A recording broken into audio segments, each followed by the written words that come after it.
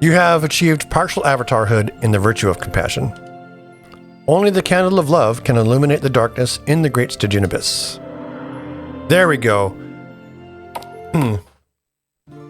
The diagram of the avatar is complete. We are now full avatar in all 8 virtues. You know what that means?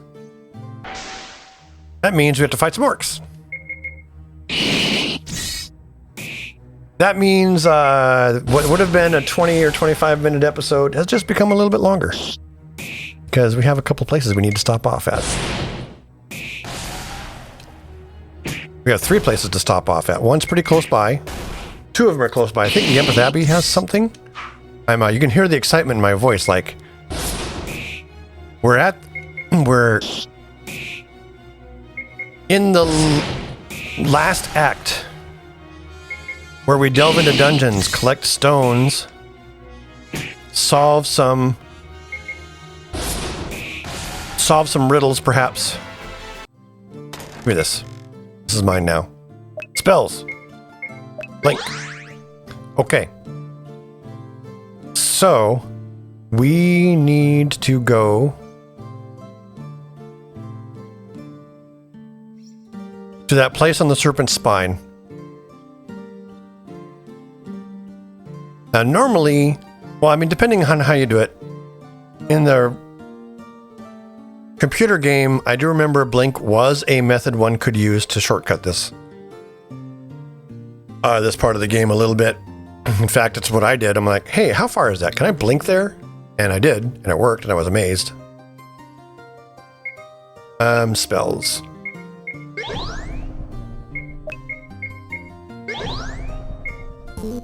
The problem, like I said, is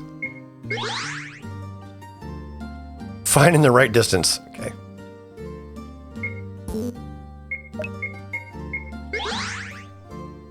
I wonder if it just blinks you to the furthest edge of the screen. That'd be entirely too simple if that was the case. All right, we know up here was something we could collect. An inscription is written on the shrine. Only to the avatar of 8 parts may the staff of mystics depart. I will meditate on enlightenment.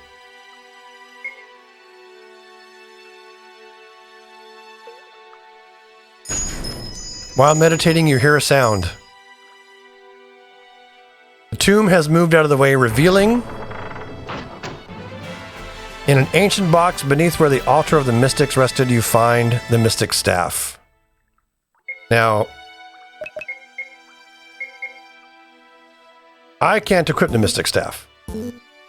However,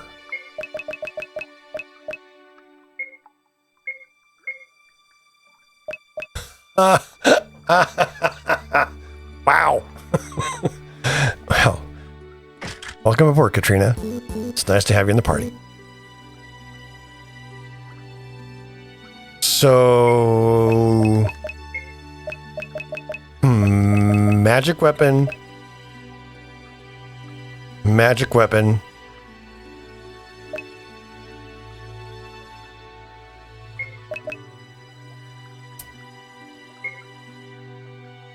Katrina has just become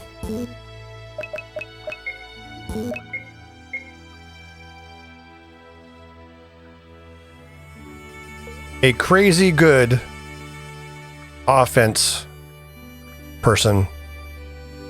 And with an intelligence of 45, they're rivaling Maria.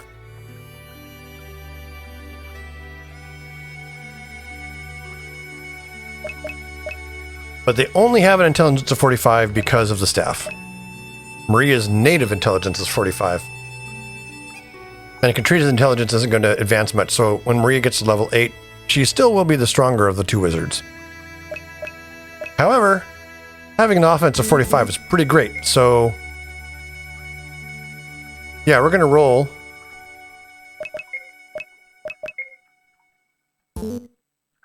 with Katrina. I'm going to be giving up my sword, my magic sword, probably to Joffrey.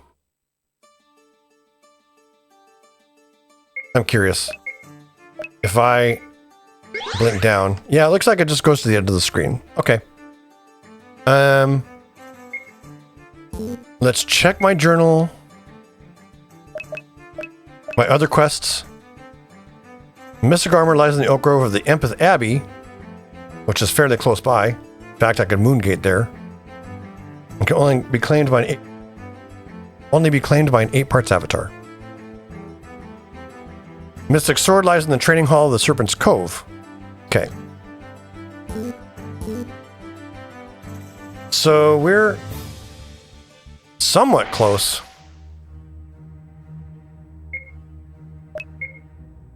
You know what? I want to see what Katrina is able to do.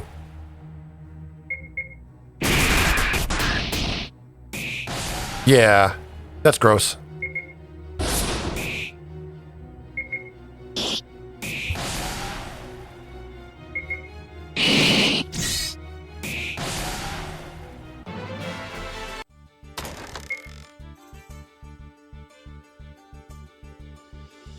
I thought briefly about just warping across, but I can walk through the pass here. Through the Serpent Spine. We're finding our way to the Empeth Abbey. We've already defeated that dungeon. The north side of Serpent Spine. I don't think this is down where Spiritwood is. This is where the deep forest is.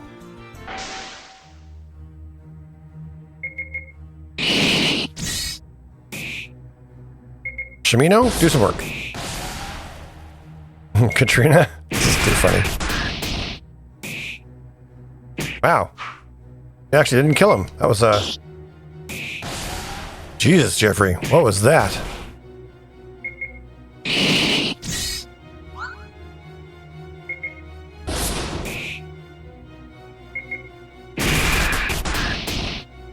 I'm wondering how I'm going to do the day-night cycle in Ultima V when I do that recreation.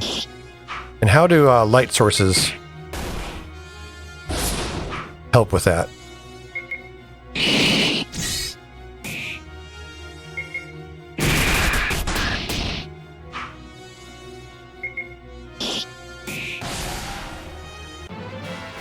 All right, give me my money.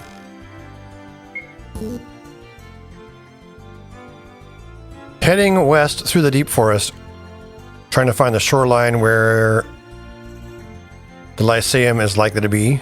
Is it down this way or up this way?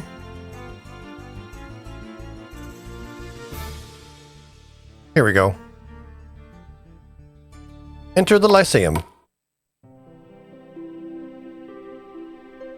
And specifically, we're looking for the grove where that altar is. You see a shining ankh. What would you like to meditate about? How about enlightenment? While meditating, you hear a sound. In an ancient box beneath where the ankh of the mystic rested, you find the mystic armor. Hell yes. Chain becomes mystic armor. He's already got chain. The ranger can't equip chain. Okay. You know what? Shimino, I think it's time for you to trade places back with Dupree. Because Dupree can wield chain.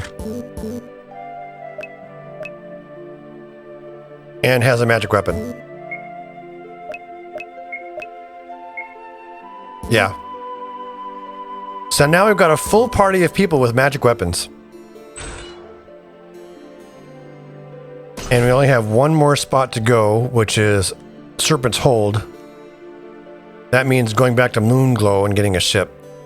Getting our ship and sailing there. But that's precisely why we kept, parked the ship where we did, so it was easy to find.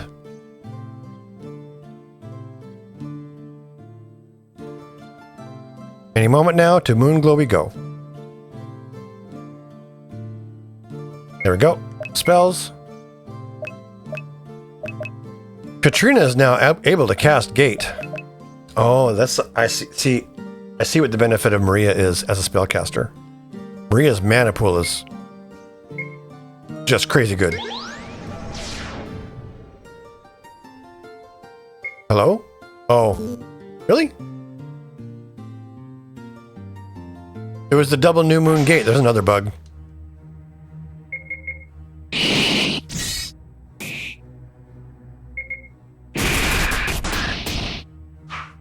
You missed.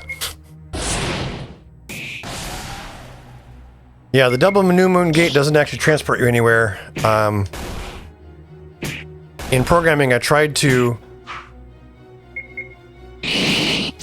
reuse the same functions as much as possible. And since there's one function one function written for how gate works, that means when I cast the spell, it just forwarded control over to that function, and it went, oh, that's a double moon gate. There's nothing going to happen. But I wonder if that means that you could find the black stone with the gate spell. It's an interesting interaction. Potentially. Little interesting unintended consequence.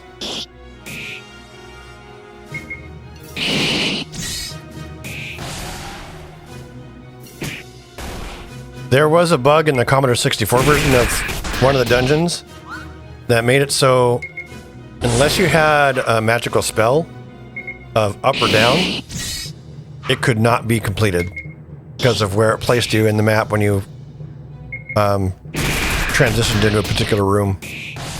And it was just therefore it was impossible to advance the game.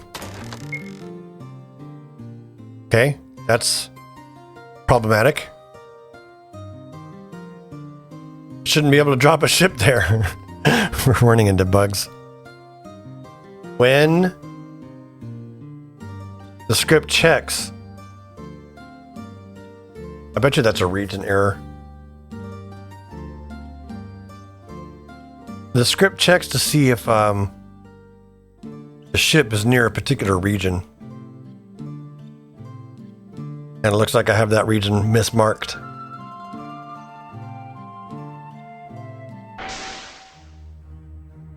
I'm going to have to go through these videos,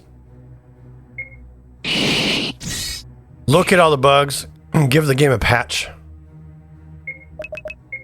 to improve things. Katrina's going to go ahead and cast a spell. It's your turn to do some negate magic. I mean, I didn't want to do negate magic. That was the wrong one. I wanted to do tremors. Getting ahead of myself here. I wonder if that does anything to this geyser's attack. I don't think it's actually a magical attack. I think it's just an I-beam of some kind. Oh. It is a magical attack. That's cool.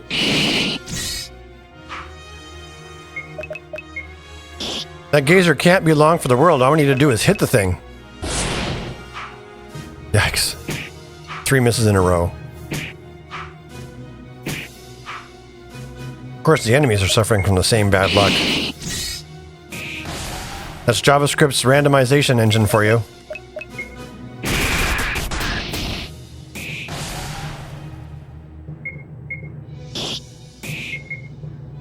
But, I mean, even in real life, random can be quite streaky. It's statistically improbable, but there are times in any random sequence of numbers that you will find runs and uncommon combinations that might run for a fair bit of time. Okay, we're going to be on the verge of warping once again to where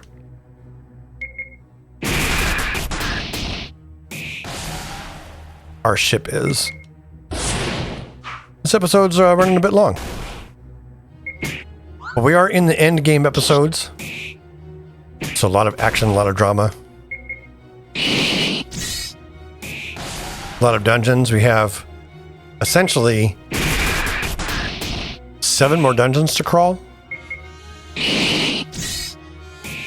I know we have 5 more stones to find. And then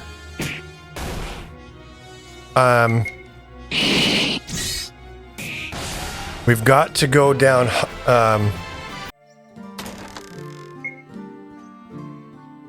we've got to go, well, we don't necessarily have to go down Hythloth. We can go down any dungeon, but we need to go to the 3 altar rooms and use the stones.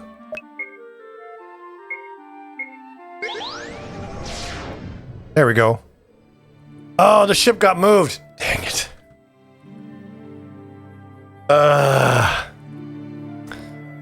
Well, that's awkward.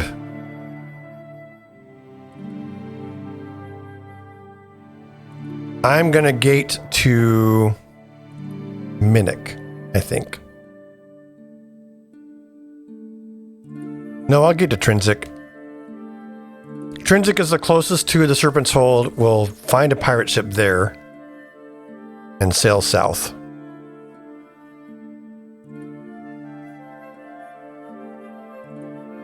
This game, so here's what actually happened from a back-end perspective. This game only allows one of each kind of vehicle to exist on the map. I think there are 4 kinds of vehicles. Maybe only 3 kinds of vehicles. One of the vehicles is the ship. Since there is only one of each allowed, I'm going to move a little further south. There's only one of each allowed. What I did is every time you defeat the pirate crew, there's a script run that will determine whether or not you're next to water. And if you are, it'll place the ship on an open square of water next to you so that you can board it and go on your way. For whatever reason, the game thought that spot by the Empeth Abbey was a valid location and moved the ship there.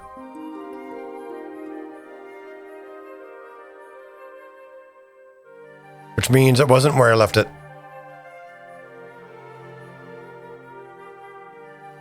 Oh well, minor inconveniences. Nixies? I don't want Nixies, I want pirates. The other thing I could do is actually head up to Pause and buy that rowboat.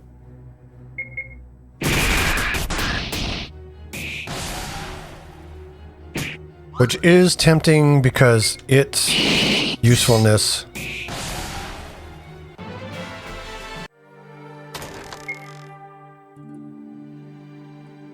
maybe I will nip up to Pause and buy the rowboat while I can. If I'd bought this a long time ago, we could have used it. So the thing with the rowboat, I think I programmed it this way. The thing with the rowboat is you can actually use a it's packed up and travels with you. Really? Gonna fight a dragon right on top of the village of Pause?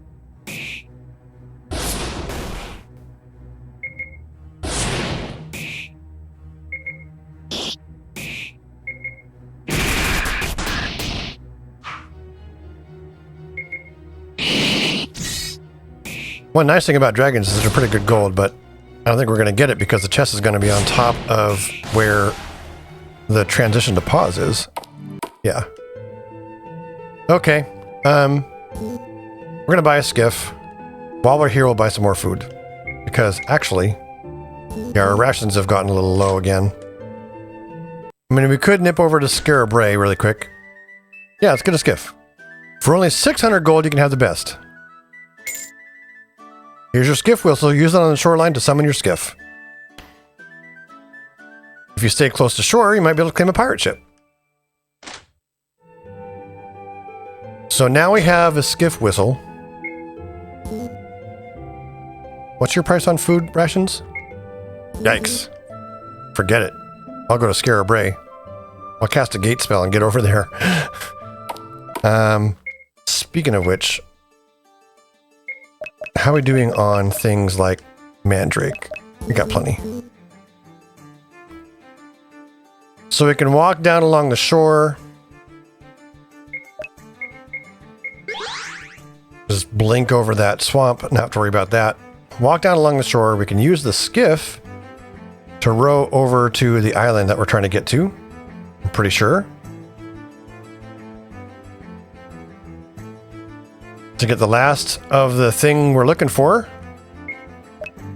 Items. Skiff whistle. Sweet.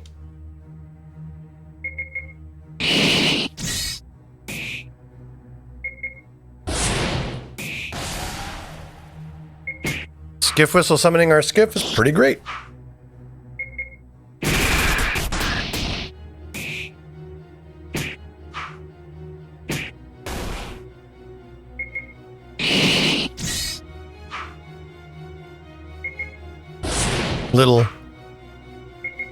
We kind of got thrust right into combat immediately after getting on the skiff.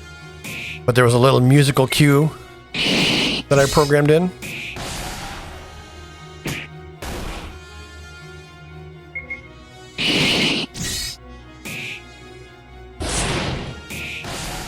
All right. Oh yeah, and there's a whole different song for this vehicle.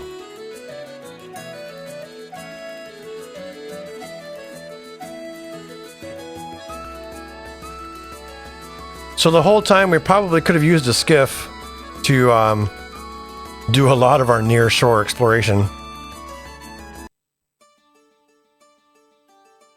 All right. Over here, the Serpent's Hold. After we deal some rats in this forest. To grab the last of our item needed.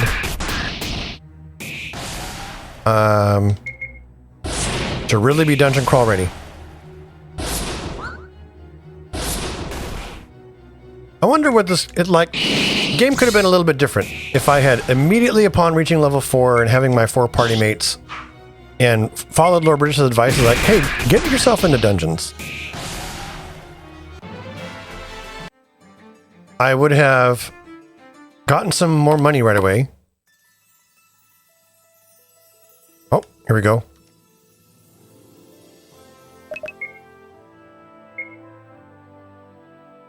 Have some coins, Roderick.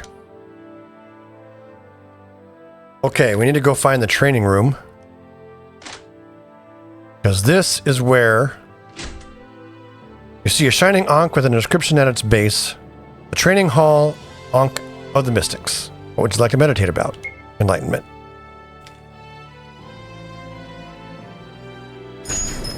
While meditating, you hear a sound. And the chest is revealed. In an ancient box beneath where the Ankh of Mystics rested, you find the Mystic Sword. Equip, Avatar, Mystic Sword. Okay, things just got real as far as the amount of damage that I'm able to do because of my dexterity and that offense. That is going to be devastating. And Joffrey now has a magic sword. Katrina has a mystic staff. Dupree has a magic axe. We've got our core group now fully armed with magic weapons all around.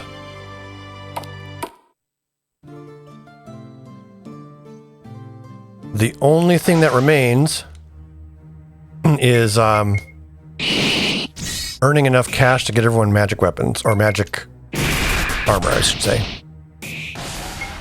Good job, Katrina. Jeez, Dupree. Give me that.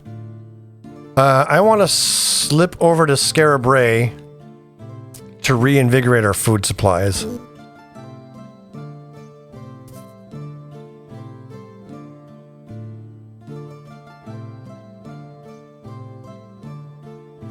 Let's do that menu cheat. Spells. Katrina, or Maria, hate spell.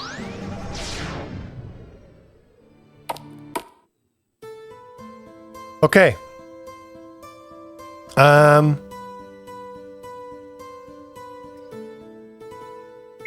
Double check our reserves of reagents here.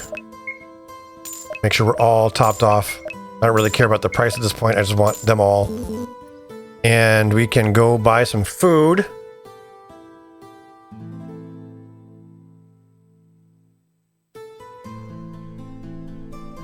With the money that we have available.